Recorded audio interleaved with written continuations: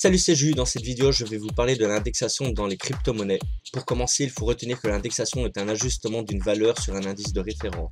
Et dans les milieux, les crypto-traders, les crypto-enthousiastes, la volatilité est un mot qui peut les ravir et les déplaire. La crypto-monnaie est souvent vue comme une bulle financière. Il est important de noter qu'une majorité de altcoins, donc des crypto-monnaies alternatives, ont bien évidemment pris un point de départ après le lancement de Bitcoin. La deuxième monnaie à être apparue est le Litecoin. Par rapport à Bitcoin, les transactions Litecoin sont plus rapides à confirmer et ont une efficacité de stockage accrue. De par son utilisation par l'industrie, le volume d'échange de la liquidité sur les marchés d'échange, Litecoin est un moyen de commerce supplémentaire à Bitcoin qui a déjà fait ses preuves. La blockchain Litecoin est capable de gérer de plus grands volumes de transactions que son homologue. Grâce à sa génération de blocs plus fréquente, le réseau permet de plus de transactions sans avoir à modifier le logiciel. Pour ce qui est du minage de celle-ci, les mineurs sont au départ récompensés de 25 coins par bloc. Le nombre de coins générés est divisé par 2 tous les 4 ans, donc c'est-à-dire 840 000 blocs. Le réseau Litecoin devrait donc produire environ 4 fois plus d'unités que Bitcoin. Le Litecoin est très souvent utilisé par les clients qui vont dépenser leurs Satoshi chez les commerçants, donc les Satoshi c'est les unités.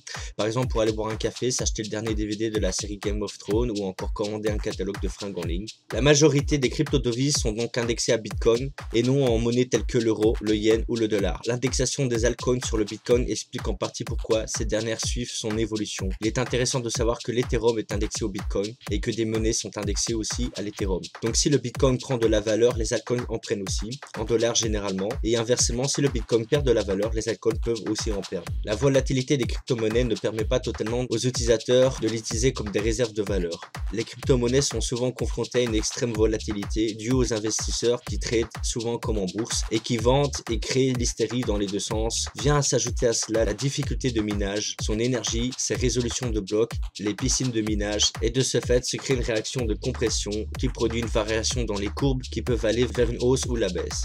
Après avoir progressé d'environ 1400% en 2017, le Bitcoin était en chute libre après avoir perdu environ 60% de sa valeur. Selon les données de CoinMarketCapitalisation, je m'en réfère juste à ces dernières 24 heures à dater de ce jeudi 29 novembre 2018, le Bitcoin a connu une hausse de 7,51% et l'Ethereum de 5,58%. La volatilité est un obstacle pour les personnes utilisant la crypto-monnaie pour leurs transactions quotidiennes.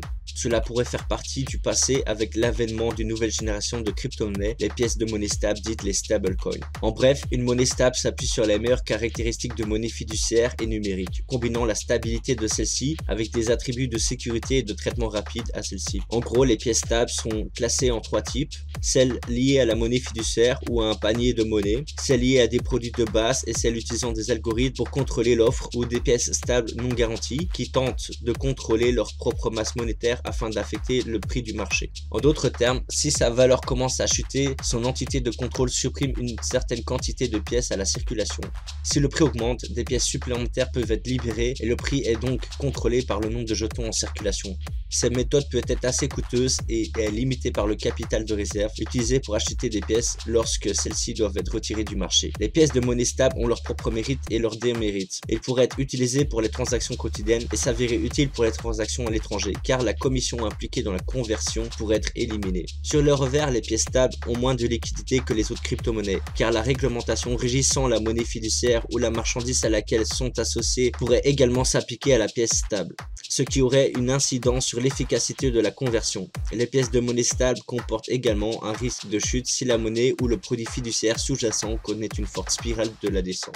Donc voilà, c'est à peu près tout à propos sur la hausse et la baisse par rapport au phénomène sur l'indexation, la volatilité. Donc je vous dis à bientôt pour une prochaine vidéo.